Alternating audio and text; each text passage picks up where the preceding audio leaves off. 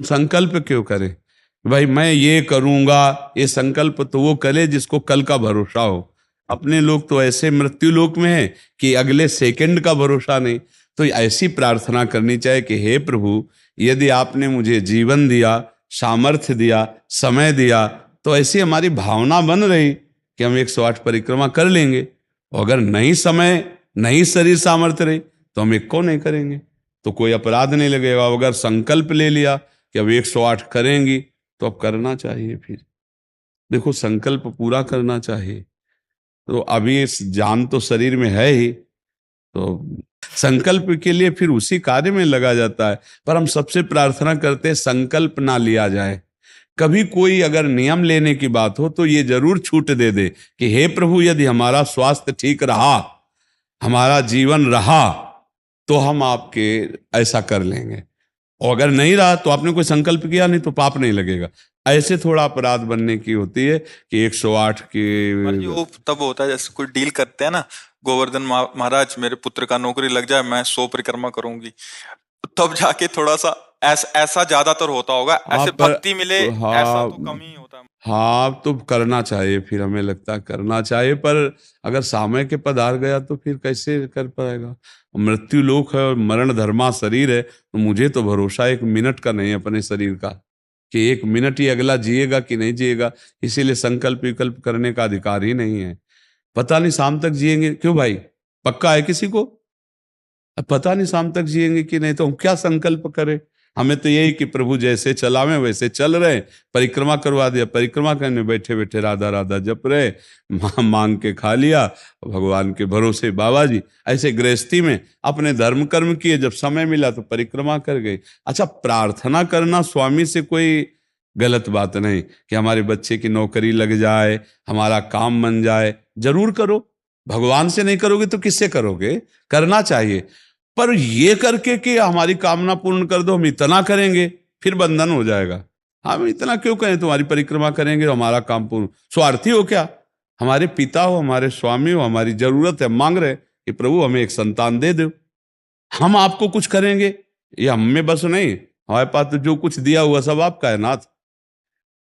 स्वाभाविक 108 परिक्रमा लग जाए, कोई बात नहीं। संकल्प मत करो, मांग जरूर लो, तुम्हें मांगना है। और छूट दे दो कि प्रभु यदि उचित हो तो ऐसा करना, अगर उचित ना हो तो प्रभु लाख बार मांगो तो भी पूरा मत करना।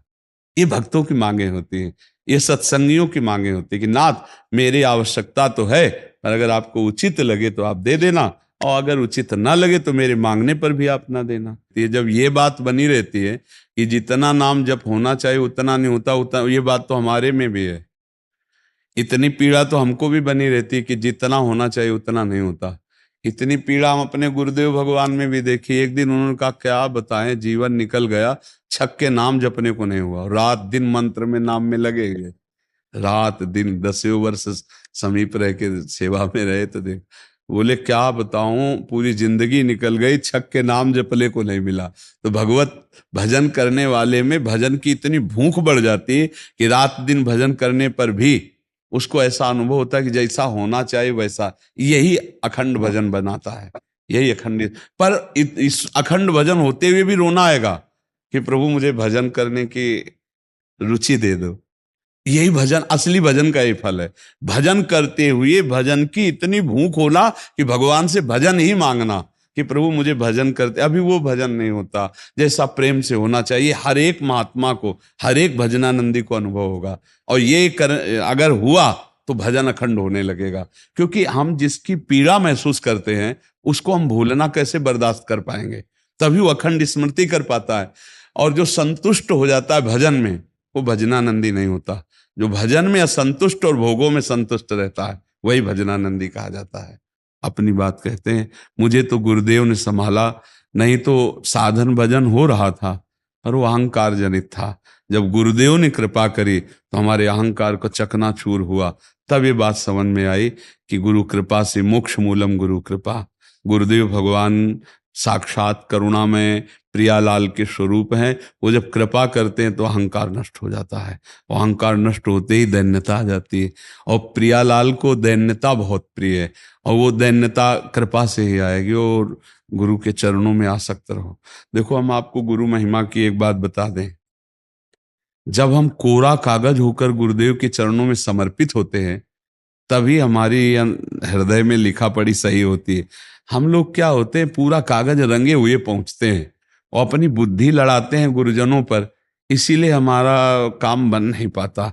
यदि हम बच्चा बन के गुरु के चरणों में जाएं, जैसा बोले वो और वैसा करने लगे, तो गुरु को भी पता नहीं चलेगा, ऐसे शिष्य की उन्नति हो जाएगी अध्यात्म की, क्योंकि उसने उनको भगवान माना है। देखो, एक हम प्रसंग कई बार सुना चुके हैं, एक उड़िया बाबा ने सुनाया था प्रसंग कि एक बंगाल के भगत के मन में आया कि मैं गुरु बनाऊं। तो एक प्रसिद्ध थे काली के उपासक, उनके पास गए और वो मदिरा पीते थे, वो जानते नहीं थे, वो मदिरा पिए हुए बैठे हुए थे। तो उन्होंने कहा, गुरुदेव मैं आपको गुरु रूप से वरण करता हूं, मुझे मंत्र दे दो। तो शराब के नशे में लड़खड़ाते हुए मंत्र बोले, तो अशुद्ध मंत्र और अशुद्ध अवस्था, पर वो सीधा सरल भक्त भगवान मान के गुरु की छवि लेके पूजा में रख के और मंत्रानुष्ठान, अशुद्ध मंत्र। 1 साल ही हुआ कि मां भद्रकाली प्रकट हो गई, काली, और उनका बेटा तेरा गुरु ढोंगी है। तो उनका, मां पहली बात तो आप गुरु को ऐसा ना बोले, गुरु हमारे परब्रह्म है, आप ऐसा ना बोले। बोले, बेटा तो बहुत सरल है, जानता नहीं, वो शराब पीता है और जो मंत्र दिया ना वो अशुद्ध है। मां ने कहा, तो उनका, मां अब तो और विश्वास आपकी बात पे नहीं रहा। अगर गुरु ने अशुद्ध मंत्र दिया होता तो तुम 1 साल में आ गई, कैसे आ गई? बोले, बताने आई हूं कि मंत्र अशुद्ध है। तो उनका, मां मैं अपने गुरु निष्ठा और गुरु मंत्र को नहीं छोड़ सकता, आप जाओ। तो उनका, बेटा मैं तुम्हारी गुरु भक्ति पे प्रसन्न हुई और आज से मेरे सिद्ध करने का मंत्र यही होगा जो अशुद्ध मंत्र। ऐसा गुरु भाव किया जाता है। गुरु को परब्रह्म साक्षात माना जाता है। परब्रह्म में दोष दर्शन नहीं होते, दोष हमारी बुद्धि का है। अगर बुद्धि का दोष निकाल दे तो देखो, मत्ता परतरम नान्यत किंचिदस्ति धनंजय, भगवान कह रहे मेरे सिवा कोई और है नहीं। फिर हम गुरु को दोष दर्शन में देखें, कहीं ना कहीं हमसे त्रुटि हो रही। हमें घोर पापी में भी भगवान देखना है, तो गुरु में भगवान देखने में क्या बात है? विचार करके देखिए, जब हम गुरु में भगवान देखते हैं तो अपना समर्पण करते हैं, और जब वो हमारे साथ उल्टा व्यवहार करते हैं और हम सह जाते हैं तो हमारा अहंकार नष्ट हो जाता है। वहीं वहीं रहकर उसको चोट पहुंचने दो अहंकार को, और अहंकार जब मिटिया मिट हो गया तब कृपा उदय हुई, तब समझ में आया को हो साक्षात परब्रह्म गुरुदेव हैं। गुरुर् ब्रह्मा गुरुर्विष्णु गुरुदेव महेश्वरा, गुरु साक्षात परब्रह्म तस्मै श्री गुरु। गुरु में भगवान बुद्धि करना बहुत कठिन बात है, सबसे कठिन बात विश्व में, समझ लो। गुरु में परब्रह्म बुद्धि करना, और गुरु में परब्रह्म बुद्धि नहीं तो कुछ भी कर ले अहंकार नष्ट नहीं होगा। यह खुली बात कह रहे, गुरु ही एक वो खिलाड़ी हैं जो हमारे अहंकार को मिटिया मेट कर दे सकते हैं, दूसरा नहीं, दूसरा नहीं। इसीलिए ध्यान मूलम गुरु मूर्ति, पूजा मूलम गुरु पदम, मंत्र मूलम गुरु वाक्यम, मोक्ष मूलम गुरु का चरणामृत पियो, गुरु की चरण रज लगाओ और गुरु के आगे एक तुच्छ सेवक की तरह रहो, अभी दैन्यता आ जाएगी। अगर गुरु में दोष दर्शन होने लगे तो हट जाना चाहिए, और दूर से उनको परब्रह्म मान के बिना निंदा किए उनके द्वारा बताई हुई उपासना में रत हो जाए तो उसका परम कल्याण हो जाएगा। दूसरा गुरु बनाने की जरूरत नहीं है। परमात्मा प्राप्ति के लिए गुरु कृपा ही। हम तो आपको हाथ उठा के कहते हैं कि गुरुदेव की कृपा के बिना एक कदम नहीं चल सकते, एक कदम भी नहीं चल सकते। हम जैसे भूमि में ही कदम रख सकते हैं, ऐसे हम जीवित हैं, परमार्थ में चल रहे हैं तो केवल अपने गुरुदेव की कृपा से चल रहे हैं, किंचन मात्र कुछ नहीं। केवल वो ऐसे पकड़े हुए हैं तो हम चल रहे हैं, अगर वो ऐसे छोड़ दें तो धम्म से गिर जाए। गुरु कृपा ही केवलम, गुरु कृपा है। वो दैन्यता गुरु कृपा से आती। महाराज जी, धन्य भाग है आपकी कि आप दैन्यता चाहते हैं। हाँ, परम कृपा है वैष्णव आचार्यों की। बस चुपचाप चलते रहिए, किसी की निंदा मत करना और किसी के दोष दर्शन मत करना, बस इसी से दैन्यता आ जाएगी। और दैन्यता में रोना आता है, जैसे अब आपका दैन्यता में रोना आता है कि मुझ जैसे अधम पर इतनी कृपा श्री कृष्ण की, महाप्रभु की, गुरु की, तो वो हृदय निर्मल होता चला जाता है। जब रुदन होता है ना प्रभु के, उसमें इससे ज्यादा और किसी तीर्थ में नहीं पवित्रता है जितनी रुदन में पवित्रता है। हाँ, रुदु सुश्रम राजन कृष्ण दर्शन लालसा, जब अपने प्यारे प्रभु के लिए रोना आता है तो हृदय निर्मल, तार तार निर्मल हो जाता है। और कबीरदास जी कहते हैं कि बिन रोए किन पाइया प्रेम प्यारा अमित। कबीरा हंसना छोड़ दे, रोने से कर प्रीत, बिन रोए किन पाइया, प्रेम प्यारा मीत। पर भगवान की 3 प्रकार की लीला है, एक है सृजन और एक है पालन और एक है संहार, और तीनों लीलाएं होंगी, पक्का होंगी। जैसे सृजन जरूरी है, पालन जरूरी है, ऐसे विनाश भी जरूरी है। तो देखो, इस शरीर को कहा गया विनाशी और इस लोक को कहा गया मृत्यु लोक। तो भाई देखो, जो जन्मा है उसका शरीर छूटेगा, जो हमने कर्म किए उसके अनुसार हमें भोग मिलेंगे। अब हम भगवान से भजन के बल से, उनके प्रार्थना के बल से हमको क्षमा याचना करवा सकते हैं।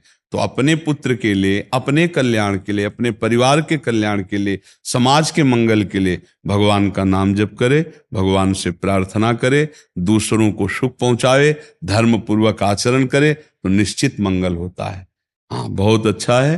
देखो, यशोदा मैया स्वयं भगवान लाला के रूप में आयला, तो गौ की पूंछ से झाड़ना और ब्राह्मणों को बुलाकर स्वस्ति वाचन कराना, दान देना, मेरा लाला कन्हैया सुरक्षित रहे। क्योंकि बड़े बड़े आक्रमण हुए ना, पूतना है, तृणावर्त, अघासुर, बकासुर, तो मैया घबरा जाती थी कि दुनिया की बलाएं हमारे लाले के पीछे काहे पड़ी। और अच्छा, माँ को अपने पुत्र का महान स्वरूप दिखाने पर भी दिखता ले, क्योंकि माँ है ना, उनको तो लगता है मेरा लाला है, तो बार बार वो परेशान हो जाती थी। और स्वयं भगवान की रक्षा के लिए भगवान के नाम का प्रयोग किया, केशव भगवान बाजुओं की रक्षा करे, ऐसे करे, ऐसे। तो हमें लगता है भगवान का नाम जप और धर्माचरण, दूसरों को सुख पहुंचाना, और इसका फल मेरा पुत्र सुरक्षित रहे, मेरे पुत्र की बुद्धि शुद्ध हो, मेरे पुत्र को कभी विपत्ति न हो। तो ये देखो, माँ में बहुत बड़ी सामर्थ्य है। अगर माँ तपस्या और पूर्वक अपने पुत्र को चाहे तो अजर अमर बना सकती है। मंदालसा माँ ने यही कहा था, मेरे गर्भ में जो जीव आएगा उसे भगवान से मिला के रखूंगी, उसे भगवत प्राप्ति, और ऐसा ही किया। देखो, गांधारी जी ने जे भी सुना कि धृतराष्ट्र हमारे पति होने वाले वो अंधे हैं, तो पट्टी बांध ली। जब ये समय आया कि अब युद्ध होगा ही पक्का, तब गांधारी जी ने कहा, बेटा मैं तुम्हें बहुत प्यार करती हूं, तुम मेरा बेटा है, पर भीम के सहयोगी श्री कृष्ण तू मारा जाएगा, इसलिए जा, तू नग्न होकर मेरे सामने आ जा, मैं पट्टी खोलती हूं, तेरा शरीर वज्र का हो जाएगा, मृत्यु ही नहीं होगी तेरी। अब भगवान तो भगवान ही है। अब वो आ रहे थे नंग धड़ंग दुर्योधन, तो भगवान ने देखा उनका, अरे यार तुम इतने बड़े होकर बच्चों की तरह नंगे घूम रहे हो। तो उनका माँ ने कहा है, बच्चे हो, कम से कम कमर तो ढक लो इतना। ओ ऐसे पत्ता लगा के ऐसे, गांधारी ने जी ही आंख खोले ऐसे दे, उनका ये पत्ता क्यों लगा लिया? उनका, माँ तुम्हारे सामने नंगा कैसे आऊं? अरे उनका, धोखा कर दिया तूने, अब जितनी दृष्टि मेरी पड़ गई, तेरा शरीर वज्र का हो गया, गदा या किसी भी प्रहार से नष्ट नहीं होगा, लेकिन तू कमर से मारा जाएगा। यही से कमजोर हो गया। क्योंकि और भगवान अपने भक्त का प्रण पूरा करवाने के लिए जब द्रौपदी को दिगंबर करा रहा था ना, ये सभा में लाभ जंगा ठोक रहा था, तो भीम ने यही प्रण किया था, इसी जंगा को तोड़ूंगा। अगर भगवान भक्त की वचन रक्षा ना करते और वो पूरा वज्र का शरीर हो जाता तो तोड़ नहीं पाते, इसीलिए भगवान ने। तो माँ में कितनी सामर्थ्य है, आप देखो, अधर्म युक्त चल रहा है, लेकिन मेरा बच्चा सुरक्षित रहे, आंख की पट्टी खोली, पतिव्रता, तो वज्र का शरीर कर दिया। तो आप अपने पुत्र को अजर अमर अविनाशी बना सकते हैं साधना और भजन के प्रभाव से। नाम से परम गति होती है।